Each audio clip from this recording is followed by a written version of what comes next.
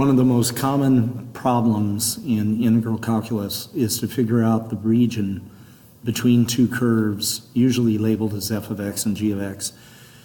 The area formula is given here as the top function minus the bottom function times dx, but what they're really saying is the height of a representative Riemann sum rectangle and the base, which is dx, and the way to get the height is to take the total height of the top function, which stretches all the way down the x-axis, and subtract away the total height of the bottom function, which is a rather shorter length. And when you do subtract those two, you'll end up with the length of the Riemann sum rectangle. So we end up with a continuous function, and it has to be continuous, that will use this formula. I like to see students put a t and a b right here to remind themselves that it's top minus bottom. So if we're working with a function that is in terms of x, then we'll have a typical problem like this one, where you'll have the top function here, the bottom function here, and you want to draw your representative Riemann sum rectangle, and then put dx to represent the width, and then figure out the height by subtracting x squared plus 2 minus x. Now when you do that, you're going to have the top curve minus the bottom curve dx, and moving to example 1, this is what's going to happen. Your top curve is going to be x squared plus 2 minus the bottom curve x dx. Then you anti-differentiate the whole expression, stretching it from the limits of 0 to 1. And it's a good idea to label b and a here from now on. It'll help you understand how these limits work later on. So I have my a value at 0, I have my b value at 1. They act like walls so that all my Riemann sum rectangles stretch from wall to wall. And then after I've differentiated, I use the first fundamental theorem of calculus, where this is the expression for f at 1, and this is the expression for f at 0, and I end up with my answer. The other situation you may face is when you don't have one curve on top of another, but one curve to the right and one curve to the left. This usually occurs when one of your functions, or both, is actually not a function. For instance, x equals y squared expresses a dead parabola. This used to be upright, and now it's literally fallen on its side. So I have square root of y up here, which is positive, and I have square root of y down here, which is negative. Then I also have a boundary line that I've created called x equals 2. So this is all created by me, my imagination. So I have the left curve, which is over here, and I have the right curve here, and I draw my representative rectangle, but this time it's horizontal.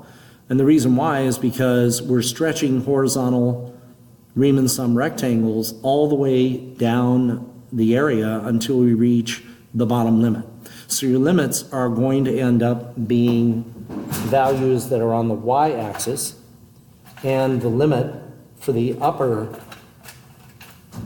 portion of this problem should be square root of 2, and the limit for the bottom portion of the problem will be negative square root of 2. And all I did was set these two equations equal to each other, y squared equals 2, and I solve for y.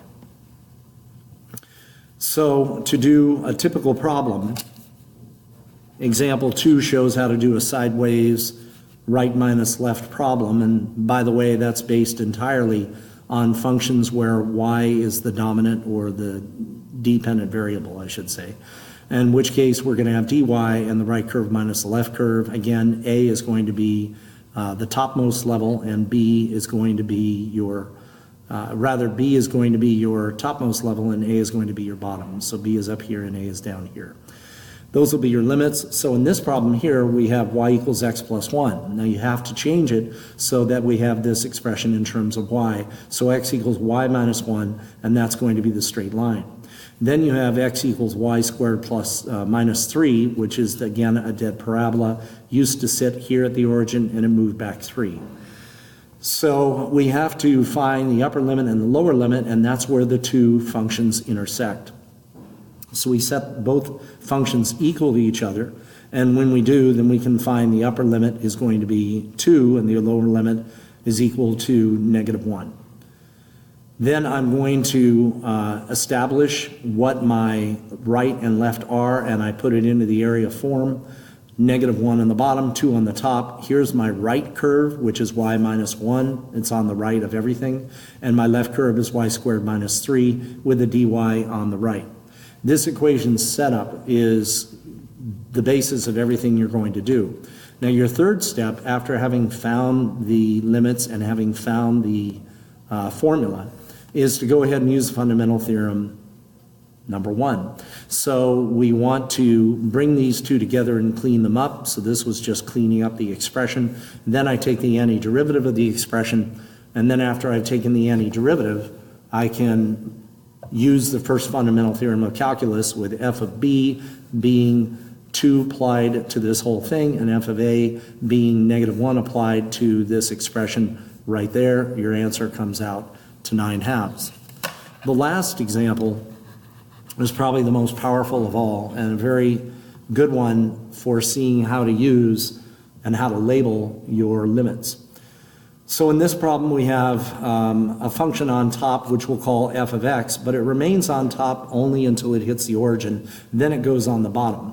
And the q function is going to be, or rather I should say the g of x is going to be on the bottom on the left, and then it rises to the top on the right.